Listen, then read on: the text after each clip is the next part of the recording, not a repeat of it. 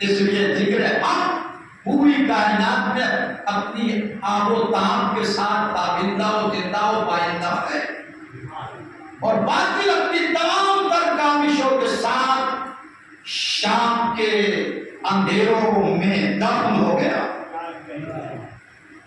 تو یہاں پر آواز کی قدرت میں سورہ سواد 23 یا داؤد انا جعلنا کا خلیفتن فی الارض فاحکم بین الناس بالحق، اے داؤد ہم نے تمہیں خلیفہ بنایا اس زمین پر، یا داؤد انا جعلنا خلیفتن فی الارض فاحکم بین الناس بالحق، لوگوں کے درمیان جب بھی فیصلہ کرنا حق کے ساتھ میں فیصلہ کرنا۔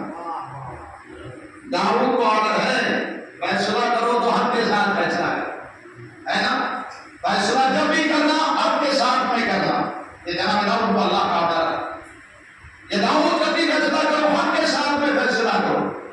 سورہ مائدہ پڑھنے کا بعد کا سورہ 7 آیت نمبر 83 وَإِذَا سَمِعُوا مَا أُنزِلَ إِلَى الرَّسُولِ تَرَىٰ أَعْيُنَهُمْ تَفِيضُ مِنَ الدَّمْعِ مِمَّا عَرَفُوا مِنَ الْحَقِّ، جب یہ سنتے ہیں میرے حبیب وَإِذَا سَمِعُوا مَا أُنزِلَ، اس کو سنتے جو تم پر نازل ہوا، تَرَىٰ أَعْيُنَهُمْ، تو ان کی آنکھوں کو دیکھ، تَفِيضُ مِنَ الدَّمْعِ، ان کی آنکھوں سے اشکوں کا سیلاب جاری ہوتا ہے۔ کیا ہوتے ہیں؟ مِمَّا عَرَفُوا مِنَ الْحَقِّ، یہ رو اس لیے رہے کہ انہوں نے حق کو پہچان لیا۔ اس کا مطلب حق والے ہوتے ہیں، باطل کا جو مظلوم کا مطلب نہیں کرتے۔ یہ حق والے ہی گریا کرتے ہیں، باطل والے کبھی نہیں ہوتے، کبھی گریا نہیں کرتے۔ تو جہاں حق ہے وہاں گریا بھی ہے، اور جہاں باطل ہے وہاں بدعت کی سزائیں تو سنائی دیتی ہیں، لیکن سزا بحث کبھی نظر نہیں آتا۔ یہ ہے تو قرآن کتاب حق، اللہ خالق حق، رسول اللہ مالک حق، ہے نا؟ اور سورہ صف 61 آیت نمبر 9 هو الذی ارسل رسولہ بالہدی ودین الحق لیظہرہ علی الدین کلہ ولو کرہ المشرکون، وہ اللہ کی ذات ہے جس نے اپنے رسول کو مکمل ہدایت کے ساتھ اس کائنات میں بھیجا، ودین الحق، اور دین حق کے ساتھ میں بھیجا۔ تو یہ دین حق ہے، یہ کتاب حق ہے، یہ اللہ خالق کے حق ہے، یہ رسول اللہ خالق کے حق ہے۔ لیکن ایک عجیب سی آیت آئی قرآن مجید میں سورہ انبیاء 70 کا 24 آیت، بل اکثرهم لا یعلمون الحق فهم معرضون، لیکن اکثریت ان کی ہے جو حق سے آشنا ہی نہیں۔ جب ذکر حق ہوتا ہے تو چہروں کو موڑ دیتے۔ قرآن نے کیا کہا؟ بل اکثرهم لا یعلمون الحق، اکثریت ان کی ہے جو حق آشنا نہیں ہے۔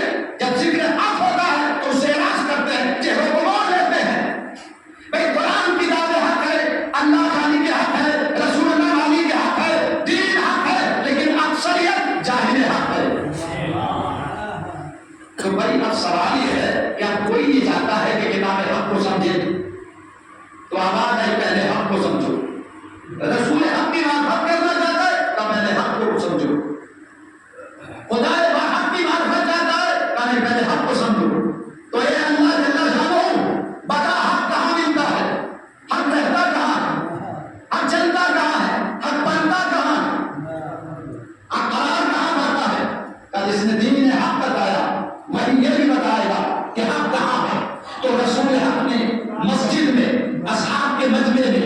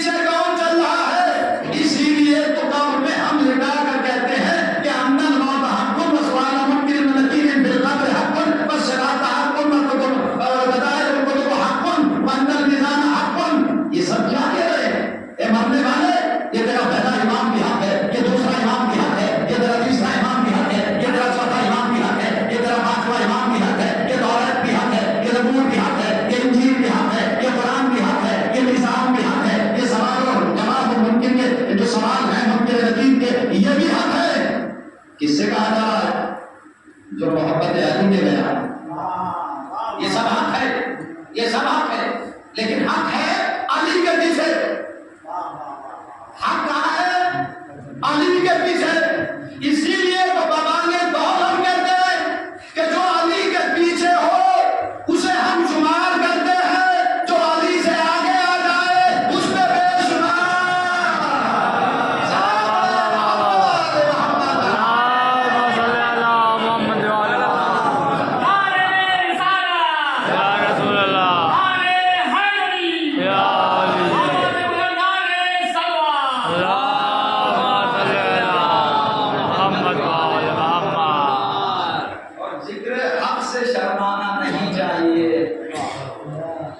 یہ تو میدان محشر میں بھی پہچان کرے گا، دنیا میں بھی، چونکہ نظر نہ آنے والے کی نظر میں آپ ہیں،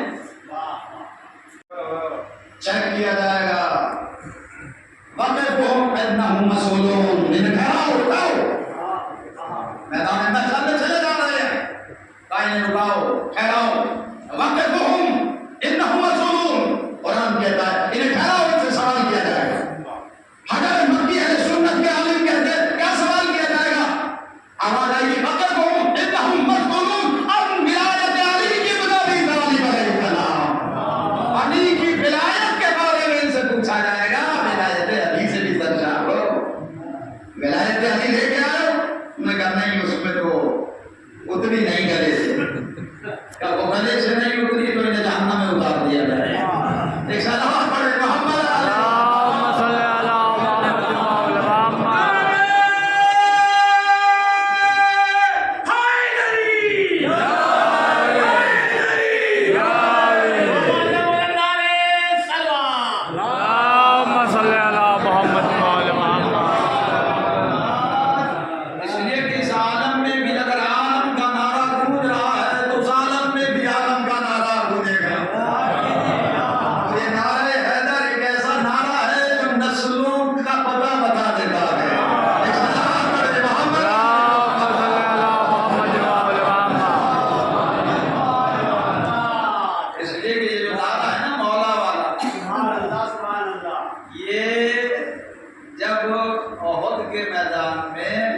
جنگ ہوئی اور وہاں پر جب اس نے دیکھا ابو سفیان نے کہ ہمارا لشکر آ رہا ہے، تو اس میں ان کے یہاں لات و منات اور ایک عزا، عزا جو ہے یہ مؤنث ہے دیوی، جب بات نہیں بنی انہوں نے کہا میدان میں عزا کو لے کے آ گئے، دیوی کو، اس کا مطلب کافی جب بات نہیں بنتی تو دیوی کو میدان میں لے آتے ہیں۔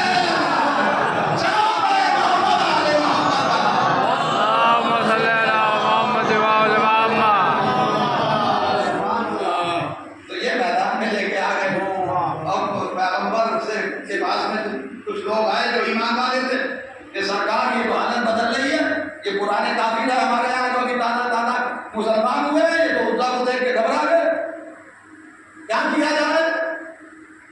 تو بات تم بھی جا کے نعرہ لگاؤ، اللہ ہو مولانا ولا لکم ولا مولا لکم، اللہ ہمارا مولا ہے، تمہارے پاس کوئی مولا نہیں ہے۔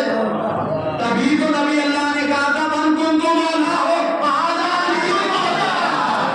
سلام علیہ محمد، اللہم صلی اللہ محمد۔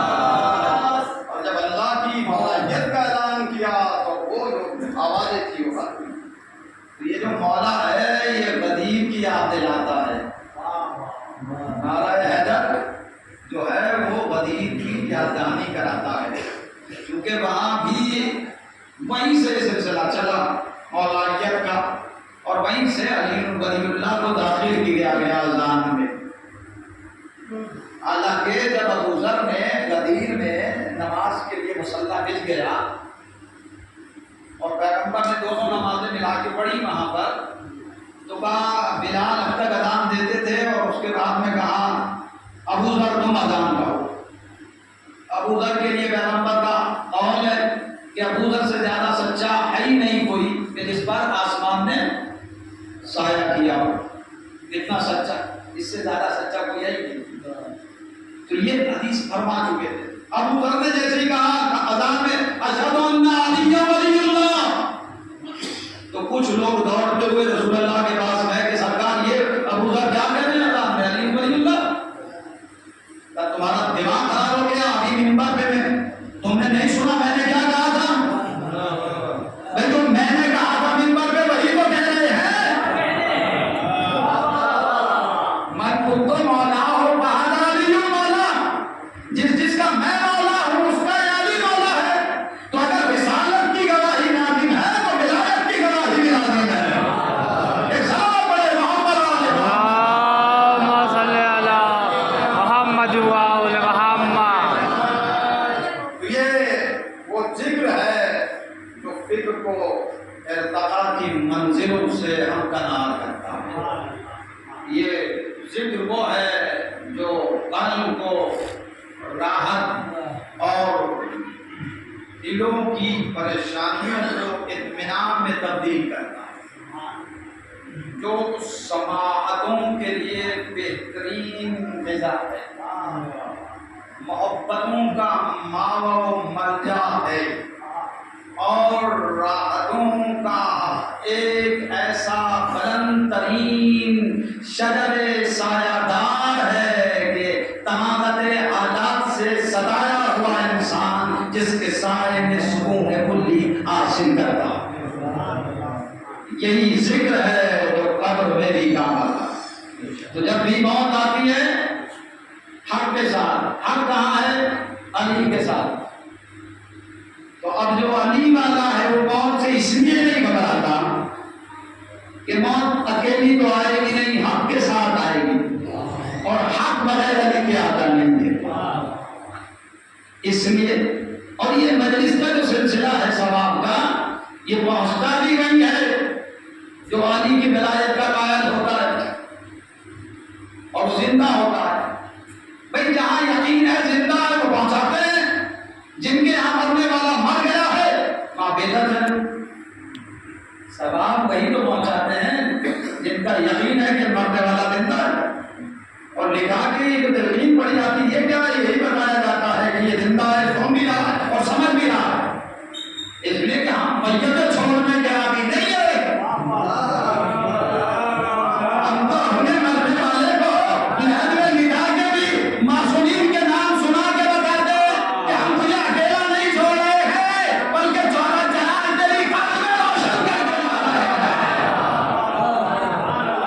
کبھی تنہا نہ محسوس کرنا، کبھی اکیلا نہ سمجھنا. ہم اکیلا نہیں چھوڑ کے جا رہے ہیں. جب تک زندہ تھا ہم جیسے گناہگاروں کے درمیان تھا، اب چلا گیا تو چلا چراغ تیری قبر میں بھاپا کر کے جا رہا ہوں. آ جاتا ہے وہ جس نے وعدہ کیا، اے ہمارے چاہنے والے ہم تجھے تنہا نہیں رہنے دیں گے. اکیلا رہ گیا، دوست احباب عزیز اقارب سب چھوڑ کے چلے آئے. تنہائی ہے، وحشت ہے، ایک خوف ہے، لیکن اس اندھیرے کو روشنی میں بدلنے کے لیے یا نور المستوحشین فی الظلم، اے قبر کی تاریکی میں نور بن جانے والے. یہ اندھیری قبر میں کون نور بنتا ہے؟ وہی نور کہ جو مشکل کشا ہے. مت گھبرانا، ہم آ گئے تیری قبر میں. میں کہوں گا مولا آپ چاہنے والے کی آواز پہ لبیک کہہ دیتے. کربلا کا تڑپتا ہوا صحرا ہے، آپ کا بیٹا 3 دن کا بھوکا اور پیاسا ہے. آواز بلند کر رہا ہے، علی بن ناصر ینصرنا، علی بن محسن جو حسنا. ہے کوئی جو میرے اس طرح سے بند بیٹھ کرے، ہے کوئی جو میری نصرت کے لیے آئے. کاش کربلا میں بھی آ جاتے. اچھا ہمیں والے میں کربلا گیا تھا، لیکن میرے حسین کو زندگی بچانے کے لیے نصرت طلب نہیں کی تھی، میں ضرورت نہیں تھی نصرت کی، بلکہ مقصد بچانے کے لیے حسین مدد کر رہے تھے. زعفر جینا گئے تھے بھائی لے کے، مولا حکم دے دیجیے ابھی ان ظالموں کا کام تمام کر دیں. نہیں زعفر تم چلے جاؤ، اس لیے کہ میں مقصد بچانے کے لیے نصرت مانگ رہا ہوں، زندگی بچانے کے لیے نصرت نہیں مانگ رہا. انبیاء آ گئے آسمان سے، ملائکہ آ گئے ہاتھ جوڑ کے کہتے ہیں اے زہرا کے بیٹے یہ بڑا غربت کا جملہ ہے، اسے سنا